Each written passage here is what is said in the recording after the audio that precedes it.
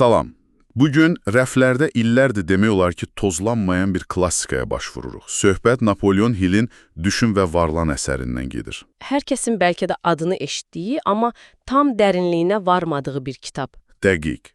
Və bu sadəcə bir kitab deyil əslində, Polad maqnatı Andrew Carnegie'nin sifarişi ilə hazırlanmış bir fəlsəfədir.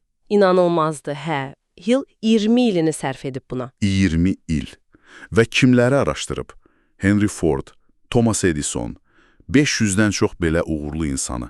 Onların, beyninin içində nə baş verdiyini anlamaq üçün. Məqsədimiz də bugün məncə sadəcə o prinsipləri sadalamaq olmamalıdır. Onların bugün bizim üçün nə məna kəsb etdiyini anlamaqdır. Və əlbəttə, o məşhur sirri, kitab doyu pıçıldanan o sirri birlikdə axtarmaqdır. Bəli, və bu araşdırmaya başlamazdan əvvəl gəlin bir anlıq o dövrü xəyal edək. 1937-ci il. Böyük böhran dövrü. Tam olaraq. Amerika o böhrandan yenicə çıxmağa çalışır. İnsanlar hər şeyini itirib bir ümid axtarırlar. Və bu kitab məhz o boşluğa sanki bir ildırım kimi düşdü. Çünki söhbət təkcə puldan getmirdi, elə deyilmi? Qətiyyən. Bu dağılmış həyatları, arzuları yenidən necə qurmaq üçün bir yol xəritəsi idi. Belə deyək, ümidsizliyə qarşı yazılmış bir manifest idi. Elə isə gəlin o yol xəritəsinin başlanğıc nöqtəsinə gedək. Kitabın təməlində, deyəsən, hər şeydən əvvəl bir hiss gəlir. İstək. Amma adi bir istək deyil. Bəli, Hillin təsvir etdiyi şey adi bir kaşki arzusu deyil. O, bunu yandırıb yaxan bir istəyi adlandırır. Bu ifadənin özü belə adamı düşündürür. Bir şeyi nə qədər çox istəmək olar ki, o yandırıb yaxsın. Məncə, bu Hillin fəlsəfəsinin ürəyidir. Bu, bir növ vəsvəsədir. Gecə yuxunuzu qaçıran, səhər sizi yataqdan atıb düşürən, bütün düşüncələrinizi öz ətrafında cəmləyən bir məqsəd. Kitabdakı Edwin C. Barnes hekayəsi yəqin ki, bunun ən yaxşı sübutudur. Canlı sübutu. O, sadəcə Thomas Edison'un fabrikasında bir fəhlə olmaq istəmirdi. Xeyr. Nə istəyirdi? O, Edison'un iş ortağı olmaq istəyirdi, tərəfdaşı. Hə, o hekayə inanılmazdı. Cibində bir qəpik pul olmadan, yük qatarına gizlicə minib, Edison'un ofisinə gedir. Görünüşü də bir avaranı xatırladır. Amma Edison illər sonra etiraf edir ki, gözlərindəki o qətiyyəti görmüşdü. Bəli, gözlərində elə bir qətiyyət gördüm ki, dərhal anladım, bu adam istədiyini almamış getməyəcək deyir və ona ən aşağı səviyyəli işi verir. Təcrübəsi olmasa da. Heç bir təcrübəsi yox idi və Barnes o işi illərlə gördü, amma bir an belə əsas məqsədini unutmadı. O sadəcə fürsət gözləyirdi. Fürsət də çox qəribə bir formada gəldi. Edison'un yeni ixtirası olan Edifon. Dikta maşını. Heç kimin maraqlanmadığı bir cihaz. Satıcılar deyirdilər ki, bunu kim alar ki? Amma Barnes öz şansını gördü. Edison'a yaxınlaşıb dedi, mən sataram. Və satdı da. O qədər uğurla satdı ki, Edison ona bütün ölkə üzrə satış müqaviləsi verdi. Və o müqavilənin şüarı belə idi. Edison tərəfindən yaradıldı və Barnes tərəfindən quraşdırıldı. Artıq işçi değildi. İş ortağı olmuşdu. Çünki o, bütün körpüləri yandırmışdı. Geri çəkilmək üçün bir B planı yox idi. Bu hekayənin tam əksi isə məncə o qızıl mədəni hekayəsidir. Aryo Darby'nin dayısının hekayəsi. Bəli, çox kədərli bir hekayədir əslində. Onlar qızıl damarını tapırlar, bir müddət sonra damar yoxa çıxır. Biraz da qazıb təslim olurlar. Avadanlıqları da satıb geri qayıdırlar. Və ən pis odur ki, avadanlığı alan adam bir mühəndis çağırır. Mühəndis də deyir ki, siz dayandığınız yerdən cəmi 3 fut dərinlikdə böyük bir qızıl yatağı var. 3 fut. Təsəvvür edin, həyatınızın sərvəti bir addımlığınızdadır və siz kürəyinizi çevirib gedirsiniz. Bu, uğursuzluğun ən azı formasıdır məncə. Amma Darby üçün bu sadəcə acı bir təcrübə olmur, bu onun həyatının ən böyük dərsinə çevrilir. Sığorta satışında tətbiq edir, düzdür? Bəli, hər dəfə bir müştəri ona yox deyəndə o öz-üzünə deyirmiş. Mən qızıldan 3 fut aralda dayandım, amma insanların yox deməsi məni dayandırmayacaq. Və o, milyonlarla dollar sığorta satan birinə çevrilir. Fərq nədədir? Fərq istəyin şiddətindədir. Barnes'ın istəyi yandırıb yaxanı idi. Ona görə illərlə gözlədi. Darby'nin dayısının istəyi isə ilk çətinlikdə söndü. Deməli, israrın yanacağı istəyin gücüdür. Yaxşı. Deyək ki, məndə bu yandırıb yaxan istək var. Bu çox güclü, amma biraz da xaotik bir enerjidir. Hill bu enerjini konkret nəticəyə çevirmək üçün bir formula təklif edirmi? Əlbəttə. Və bu bəlkə də kitabın ən belə deyək praktiki hissəsidir. O bu mücərrəd istəyi konkret maliyyə hədəfinə çevirmək üçün 6 addımlıq bir resept verir. Gəlin bu addımları açaq. Birincisi, deyir ki, istədiyiniz pulun dəqiq məbləğini müəyyənləşdirin. Yəni, çoxlu pul istəyirəm, yox. Dəqiq olmalıdır. Məsələn, 100.000 manat istəyirəm. Niyə bu dəqiqlik vacibdir? Çünki beyin mücərrəd bir arzuya fokuslana bilmir. Amma 31 dekabr 2025-ci ilə qədər 100.000 manat desəniz, bu artıq bir hədəfdir, xəyal deyil. Bu beyninizə bir koordinat vermək kimidir. İkinci addım da çox maraqlıdır. Bu pulun qarşılığında nə verəcəyinizi dəqiq müəyyən edin. Yəni, havayı pendir ancaq tələdə olur prinsipi. Mütləq. Vaxtınızımı, ideyanızımı, xidmətinizimi? Bu, reallıqla əlaqəni təmin edir. Üçüncüsü konkret tarix. Dördüncüsü isə konkret bir plan qurmaq.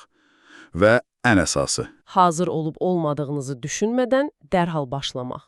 Beşinci və altıncı addımlar isə deyəsən işin psixoloji tərəfidir. Bütün bunları bir kağıza yazmaq. Və 6-cı ən vacib addım bu yazını hər gün 2 dəfə səhər və axşam ucadan oxumaq. Sadəcə oxumaq yox. Oxuyarkən özünüzü artıq o pula sahib kimi görmək, hiss etmək və inanmaq. Düzü, bu sonuncu addım biraz sirli səslənir. Əslində, Hillin özünü təlqin adlandırdığı prinsip məhz budur. Hillin dövründə bu bəlkə mistik görünə bilərdi, amma müasir nevrologiya baxımından bunun məntiqi var. Yəni? Beynimizdə retikulyar aktivasiya sistemi deyilən bir filtr var. Bu sistem sizin üçün nəyin vacib olduğunu müəyyən edir. Siz ona dəqiq bir hədəf versəniz, məsələn, qırmızı bir Toyota, bəli, o küçədəki bütün qırmızı Toyotaları sanki bir projektorla işıqlandırmağa başlayacaq. Siz o hədəfi emosiyayla, inamla təkrarladıqca, beyniniz ətrafınızdakı dünyada o məqsədə çatmağa kömək edəcək fürsətləri, insanları və məlumatları seçməyə başlayır. Deməli, Hill buna şuuraltı zihni proqramlaşdırmaq deyirdi. Biz bugün buna beynin fokusunu tənzimləmək deyə bilərik. Tam olaraq. Bu 6 addım sadəcə bir ritual deyil. Beyni məqsədə kilidləmək üçün bir mexanizmdir. Bu da məni növbəti məntiqi suala gətirir. Bu hədəfə çatacağıma necə inana bilərəm? Xüsusən də hələ heç bir nəticə yoxdursa. Hillin inanc dediyi şey məhz bu deyilmi? Tamamilə. İnanc bu formulanın katalizatorudur. Hill onu zehnin baş ximyaçısı adlandırır. O deyir ki, inanc anadan gəlmə deyil. O, məhz özünü təlqinlə. Yəni, hədəfi davamlı təkrarlamaqla? Bəli, təkrarlamaqla yaradılan və gücləndirilən bir zehin vəziyyətidir. Kitabdakı ən təsirli hekayə də elə müəllifin öz oğluna aiddir. Oğlu anadan gəlmə qulaqları olmadan doğulmuşdu. Həkimlər də deyiblər ki, ömürlük kar və lal olacaq. Təsəvvür edin, bir ata üçün bu necə bir zərbədir. Amma Hill bu reallığı qəbul etməkdən imtina etdi. O, öz beynində oğlunun eşidəcəyinə və danışacağına dair sarsılmaz bir inanc formalaşdırdı. Və bu inancı oğluna da ötürməyə çalışdı. Bəli, hər gün oğlunun şuur altına yeritməyə başladı. Ona hekayələr danışırdı ki, onun bu vəziyyəti əslində bir qüsur deyil, gələcəkdə ona böyük üstünlük verəcək bir xüsusiyyətdir. İllər sonra oğlu musiqini sümükləri vasitəsilə hiss etməyi kəşf edir. Düzdür, pick-up'ın qırağını dişləyərək və nəhayət texnologiyanın inkişafı ilə hazırlanan bir eşitmə cihazı sayəsində normal eşitməyə başladı. Baxın, Hillin sarsılmaz inancı olmasaydı, bəlkə də o uşaq heç vaxt o cihazı sınamaq şansı belə əldə etməyəcəkdi. Deməli, inanc reallığı qəbul etmək deyil, reallığı dəyişdirmək üçün ilk addımdır. Dəqiq. Yaxşı, deməli, yanar bir istəyimiz var, ona çatacağımıza da sarsılmaz inamımız var. Amma yol xəritəsi yoxdursa, bu enerji havaya sovrulur. Deyəsən, Hillin təxəyyül dediyi şey məhz burada. O yol xəritəsini cızmaq üçün işə düşür. Elə deyilmi? Dəqiq olaraq. Hill təxəyyülü zehnin emalatxanası adlandırır və onu 2 növə ayırır. Birincisi, sintetik təxəyyüldür.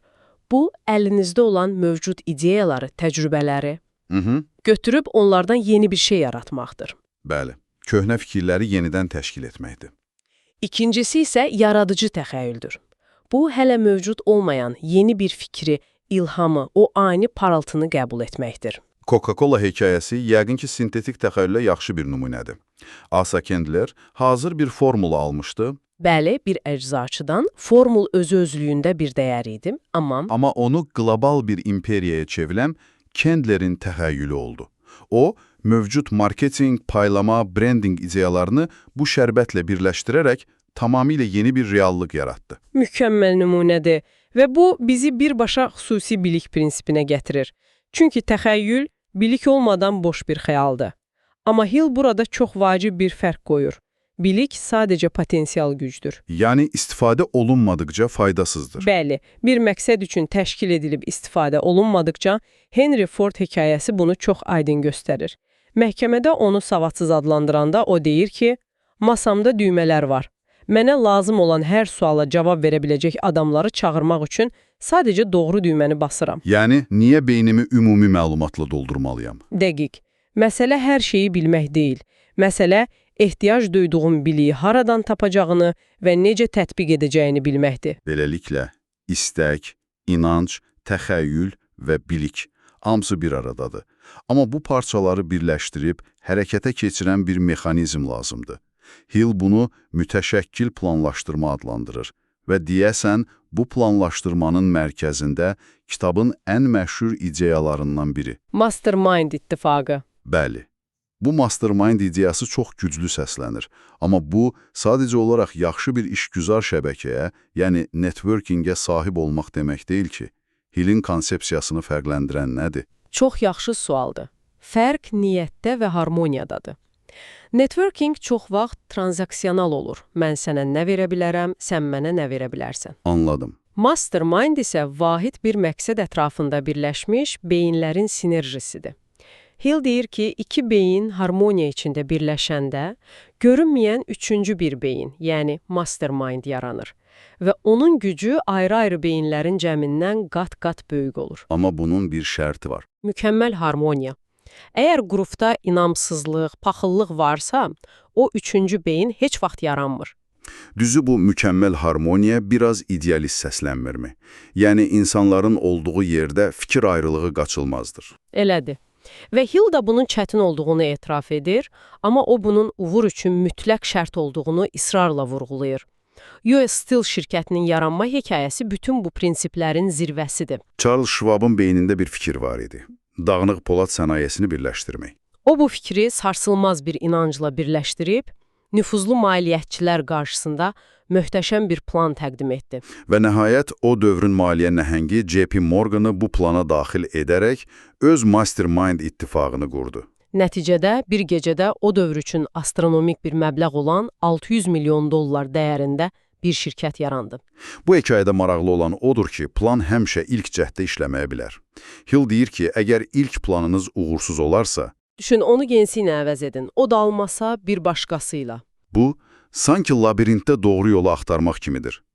Dayanıb labirintdən çıxış yoxdur demək olmaz. Sadəcə başqa bir cığırı sınamalısan. Tamamilə doğru. Uğursuzluq sadəcə bir siqnaldır. Bu, sizin məqsədinizin deyil, planınızın qüsurlu olduğunu göstərir. Uğurlu insanlar planları işləməyənə qədər yeni planlar qurmağa davam edirlər. Və kitabın məşhur ifadəsi ilə desək. Qalib heç vaxt təslim olmur, təslim olan isə heç vaxt qalib gəlmir. Bütün bu müzakirənin sizin üçün, dinləyicimiz üçün mənası nədir? Napoleon Hill'in Düşün və Varlan kitabından bəzi mürəkkəb, lakin çox güclü fikirləri araşdırdıq. Mən elə gəlir ki, əsas mesaj budur. İstənilən böyük nailiyyət, istər maddi olsun, istərsə də mənəvi, Toxunula bilən bir reallığa çevrilməzdən əvvəl bir insanın beynində bir fikir, bir düşüncə olaraq başlayır. amma bu sehirli bir çubuq deyil. Bu bir prosesdir. Bu düşüncə, yəni yandırıb yaxan bir istək, dəqiq bir məqsədə çevrilməlidir. O məqsəd sarsılmaz inancla dəstəklənməlidir. Təxəyyül emalatxanasında formalaşdırılmalıdır. Bəli, mütəşəkkil planlar və xüsusi biliklərlə silahlandırılmalı və ən nəhayət sarsılmaz bir israrla icra edilməlidir. Bu zəncirin bir halqası zəif olsa, bütün proses dağıla bilər. Və kitab bu zənciri quran insanların hekayələri ilə doludur. Edisonun ortağı olmaq üçün bütün körpüləri yandıran Edwin Barnes'dan tutmuş Polad imperiyasını xəyal edən Charles Schwab'a və hətta fiziki bir məhdudiyyəti inancı ilə aşan Hill'in öz oğluna qədər. Onların hamısı fərqli yollarla da olsa eyni şeyi sübut etdilər. Düşüncə maddidir. Sizin mənbədən ilhamlanan son bir düşüncə ilə baş-başa buraxırıq. Hill dəfələrlə qeyd edir ki, sərvət də, yoxsulluq da düşüncənin məhsuludur. O, bizi taleyimizin sahibi, ruhumuzun kapitanı olduğumuza inanmağa çağırır, çünki düşüncələrimizi idarə etmək gücünə sahibik.